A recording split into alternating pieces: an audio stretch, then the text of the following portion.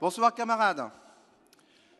Plutôt que d'engueuler les absents, je voudrais remercier les militants qui sont encore là ce soir.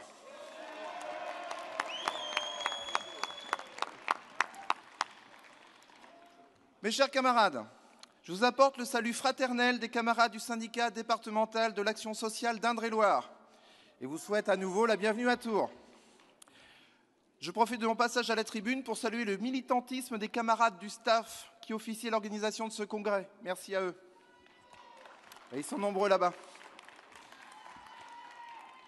Notre syndicat est très impliqué dans la vie de l'Union départementale 37, puisque nous sommes membres du bureau de la CA. Nous prenons également notre part dans le travail de notre fédération, avec une de nos membres active au bureau fédéral et négociatrice dans 3 conventions collectives du secteur. Le syndicat départemental de l'action sociale défend les intérêts des salariés des établissements du secteur social et médico-social à but non lucratif.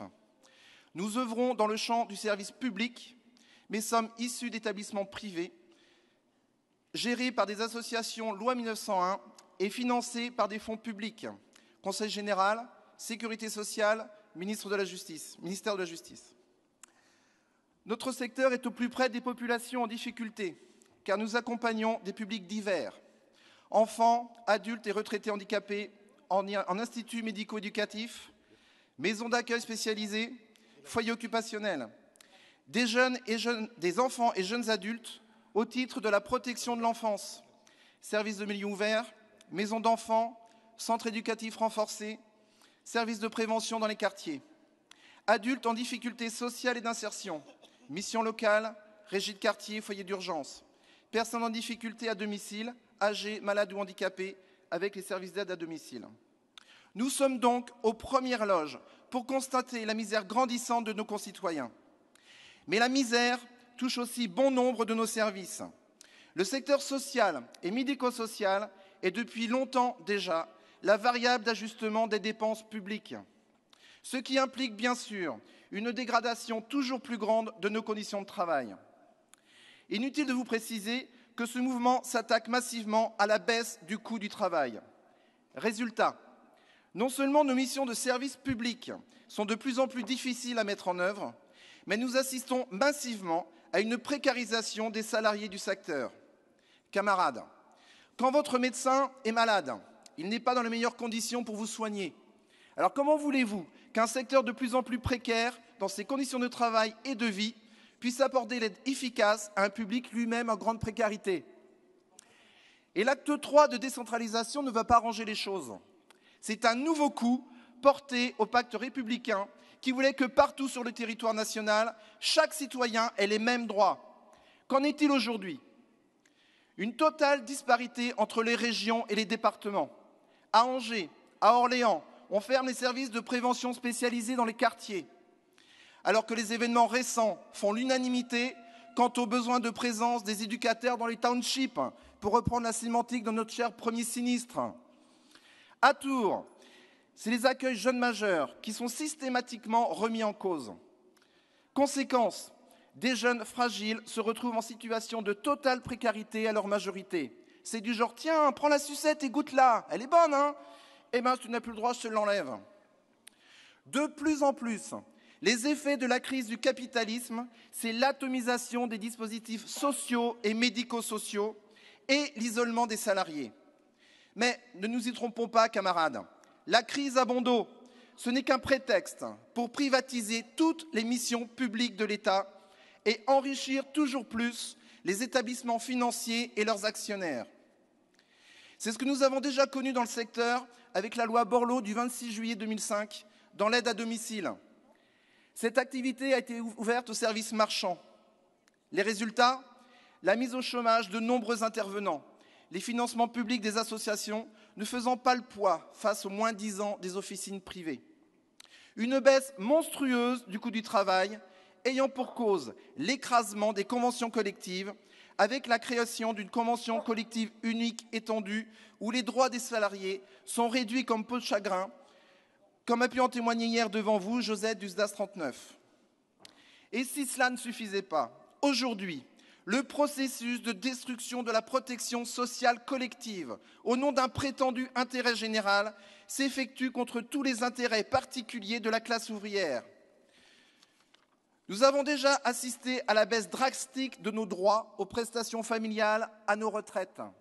La poursuite de la politique d'austérité aura pour conséquence à court terme, dans notre secteur, la fermeture d'établissements médico-sociaux. Mes camarades, la sécurité sociale est l'alpha et l'oméga de la République sociale. Rappelons que la Sécu, dans son ordonnance de base du 4 octobre 1945, fixe le cadre dans lequel fonctionne l'institution, un système obligatoire fondé sur les cotisations patronales et ouvrières couvrant l'ensemble des risques. La Sécu fonde tous les autres droits, le droit au travail, le droit à l'instruction, les conventions collectives et les statuts. Or, c'est cette organisation unique, incarnant l'unité de la classe ouvrière, que patronat et gouvernement veulent abattre.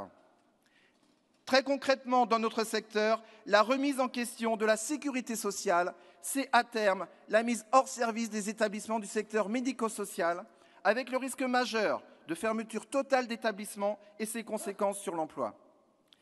À cela s'ajoute la modernisation du dialogue social qui confine les militants syndicaux dans leurs établissements.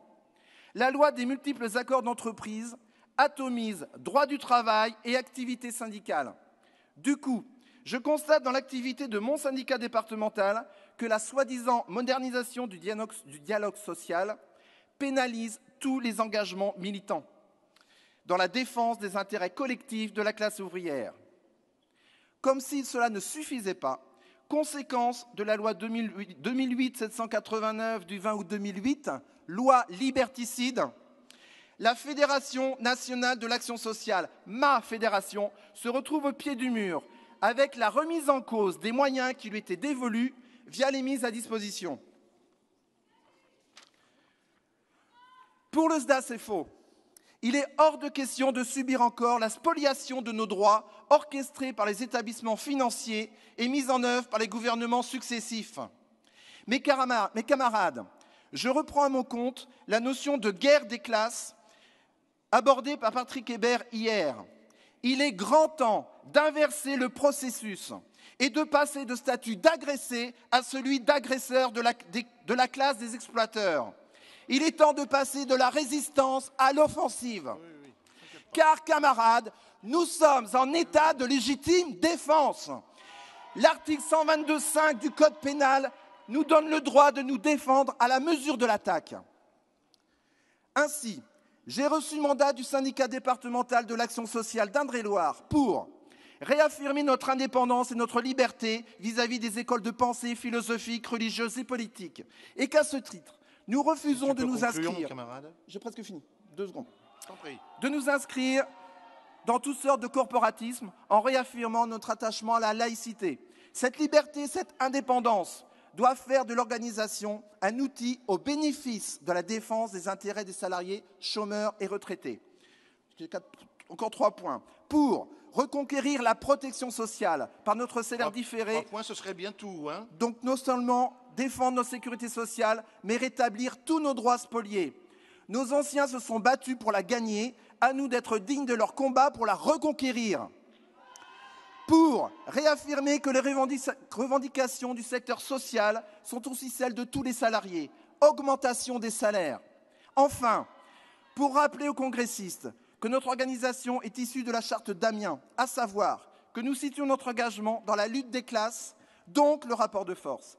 Qu'à ce titre, nous devons attendre que de nous-mêmes d'obtenir le progrès pour la classe ouvrière, avec comme moyen ultime, mais aujourd'hui nécessaire, la grève générale interprofessionnelle et reconductible jusqu'à satisfaction de nos revendications.